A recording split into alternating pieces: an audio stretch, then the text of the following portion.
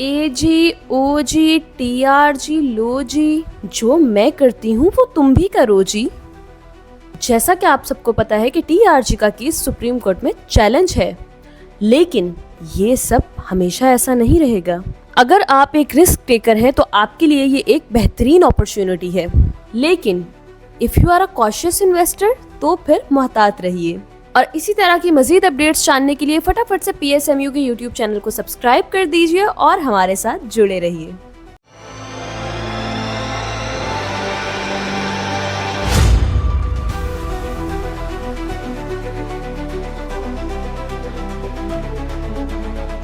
अस्सलाम वालेकुम, मैं हूं नादिया अनवर और आप देख रहे हैं पाकिस्तान शेयर मार्केट अपडेट्स। नाज़रीन, बात करेंगे आज की मार्केट के हवाले से। और जैसे कि आप लोग जान रहे हैं कि इस वक्त रोल ओवर वीक चल रहा है और थोड़ा सा जो है, अगर हम देख रहे हैं कि थोड़ा सी लॉ एंड ऑर्डर की सिचुएशन भी थोड़ी सी अनसर्टन चल रही है। मार्केट जो है, मार्केट थोड़ी सी इसमें हम देख रहे हैं कि थोड़ा सा वॉलेटाइल है।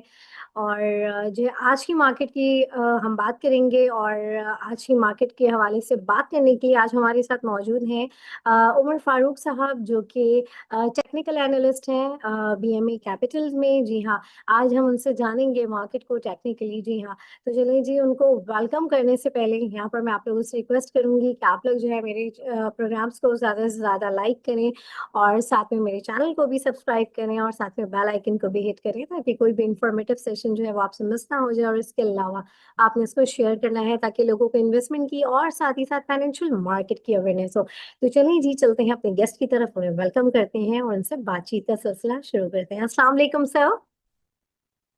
जी वालेकुम सलाम नादिया। कैसे हैं सर, आप ठीक है? जी अल्हम्दुलिल्लाह मैं ठीक ठाक। Thank you for having me. Thank you so much sir for your time and welcome to my session. सबसे पहले तो सर, आज की मार्केट के हवाले से मैं जो है जानना चाहूंगी कि आज की मार्केट का एक ओवरव्यू जो है आप हमारे नाज़रीन के साथ शेयर करें।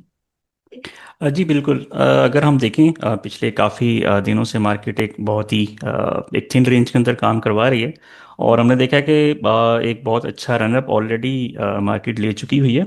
अब बहुत सारे लोग जो है वो इस चीज़ को लेकर काफ़ी फिक्रमंद होते हैं कि मार्केट जो है वो चलते चलते क्यों एक जगह पर रुक गई। तो इसमें होता यह है कि मार्केट्स कभी भी जो है वो सिर्फ पाकिस्तान की नहीं, पूरी दुनिया की मार्केट्स जो हैं वो एक स्ट्रेट लाइन के अंदर मूव नहीं करती हैं। उनमें इम्पल्सिव वेव्स होती हैं, फिर उनमें करेक्टिव वेव्स होती हैं।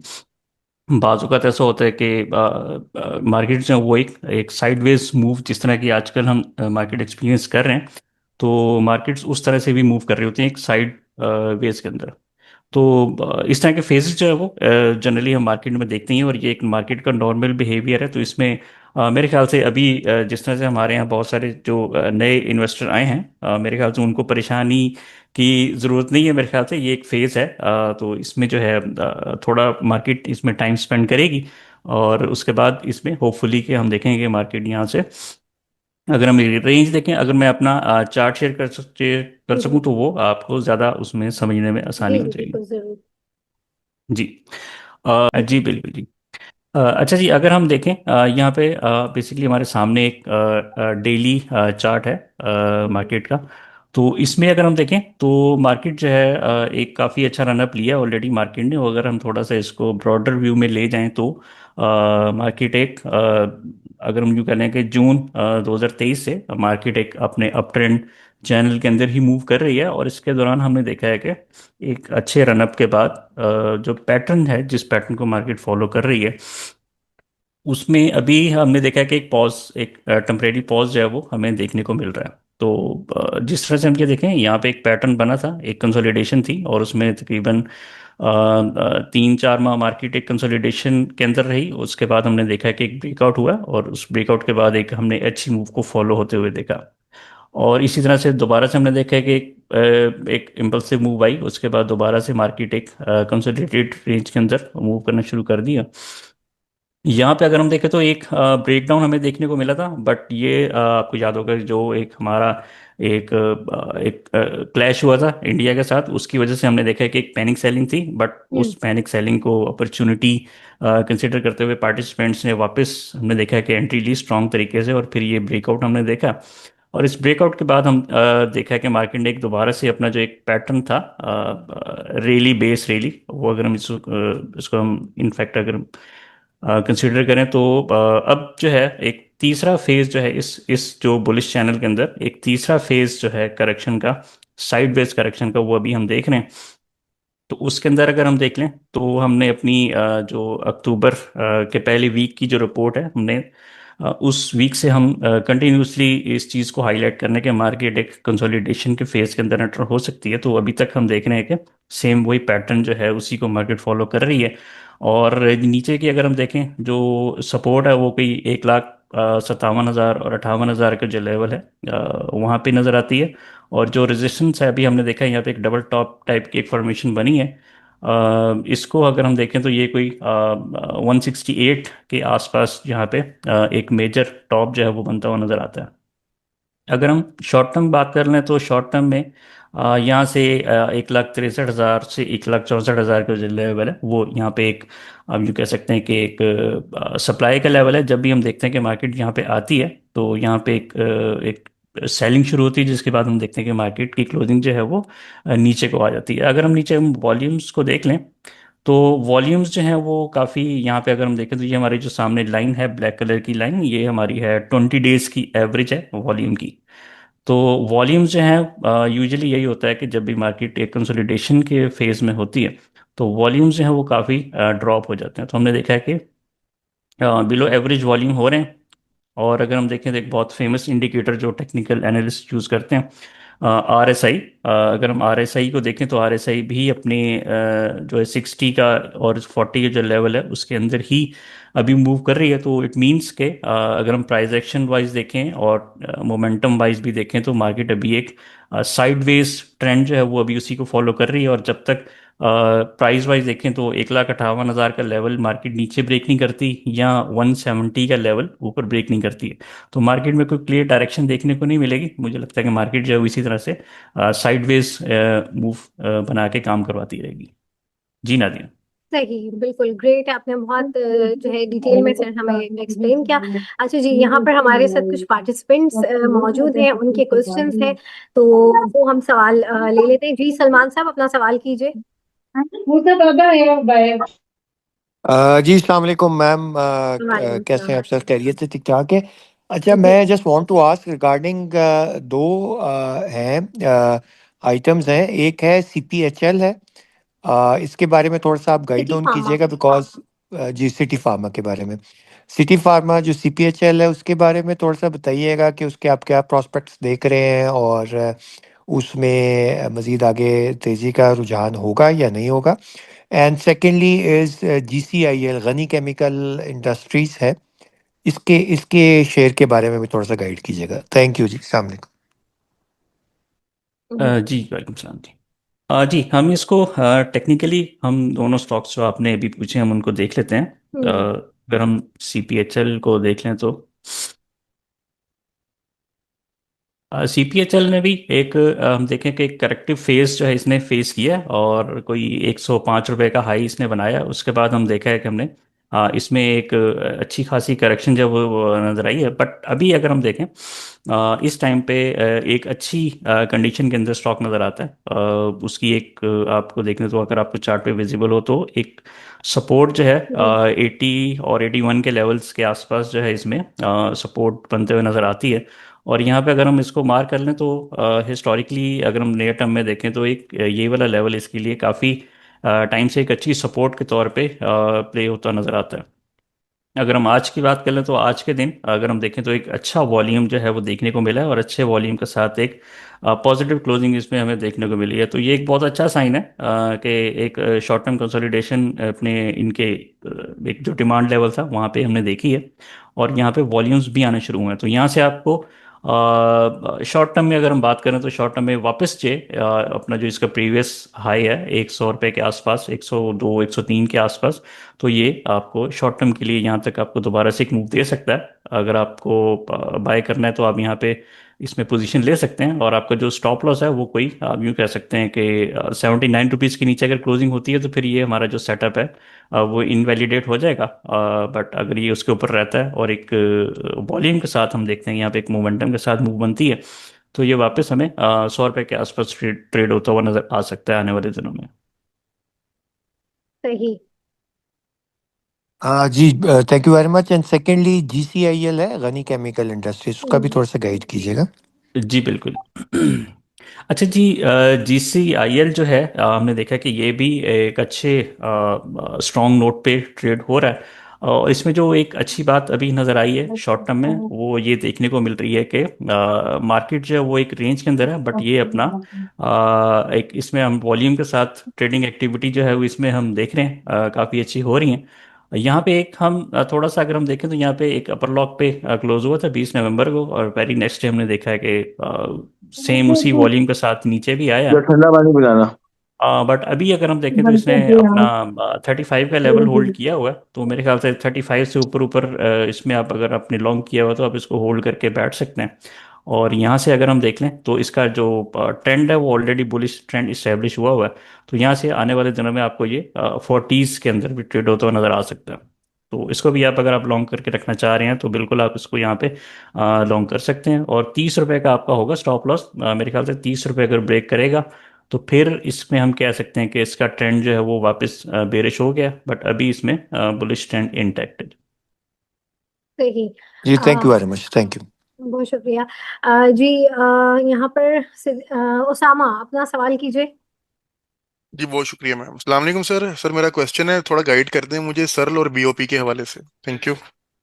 जी जी, वालेकुम सलाम जी। सर्ल को अगर हम देखें तो सर्ल काफ़ी हम देखते हैं कि काफ़ी जो हॉट स्टॉक है, और बहुत सारे हमारे जो दोस्त हजरात हैं वो इसके बारे में पूछ रहे होते हैं। फार्मा का एक अच्छा स्टॉक है, बट अगर हम टेक्निकली इसमें बात करें तो टेक्निकली थोड़ा सा ये आप यूँ कह सकते हैं कि ये भी एक कंसोलिडेशन के फेज़ के अंदर ही है मार्केट के साथ। और यहाँ से अगर हम देखें तो 97 के ऊपर एक अच्छी इसकी बाइंग बनती हुई नज़र आती है। और इसके लिए जो एक मेजर लेवल बना है रेजिस्टेंस का, यहाँ पे हम कह सकते हैं कि यहाँ पे 112 111 12 के आसपास इसमें सेलिंग शुरू हो जाती है। तो वंस के ये लेवल जब तक ब्रीफली ब्रेक नहीं कर पाता 112 से ऊपर, तो इसमें एक लंबी मूव बनना थोड़ा सा मुश्किल नज़र आता है। लेकिन अभी यही लग रहा है कि यहाँ से 98 और 97 के आसपास कहीं आता है तो आप इसको बाय कर सकते हैं 110 112 के लिए। तो अभी शॉर्ट टर्म में आप इसमें प्ले कर सकते हैं, बट अभी लंबी मूव के लिए आपको मेरे ख्याल से 112 से ऊपर की क्लोजिंग का वेट करना पड़ेगा। सर बैंक ऑफ पंजाब के हवाले से भी प्लीज। बीओपी का था, तो बीओपी अगर हम देखें तो एक इसने भी एक बहुत अच्छा रनअप जो है वो लिया हमने देखा है कि, और काफ़ी टाइम से हम देख रहे हैं कि ये स्टॉक परफॉर्म नहीं कर रहा था। इनफैक्ट जो पिछला बुल रन था हम्म 2012 से 2017 वाला, उसमें भी हमने देखा है कि बीओपी बहुत ज़्यादा परफॉर्म नहीं कर पाया।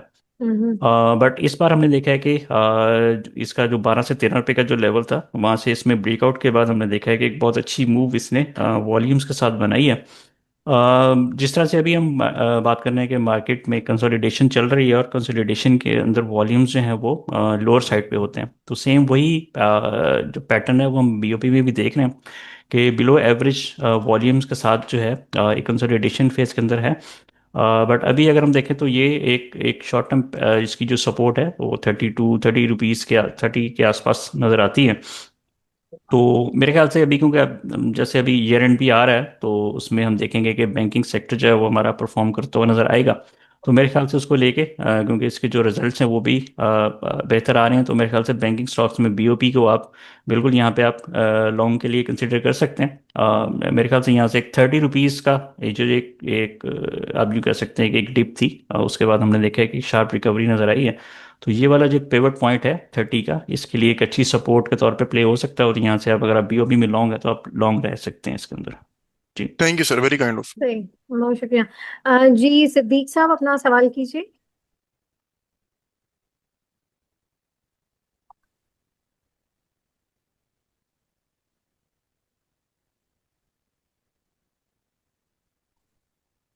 जी अदील मीर अपना सवाल कीजिए। जी अस्सलाम वालेकुम सर। जी जी वालेकुम वालेकुम सलाम। सलाम। सर मुझे दो स्टॉक्स के बारे में पूछना है। एक तो है मेक्टर और दूसरा है एफएफसी।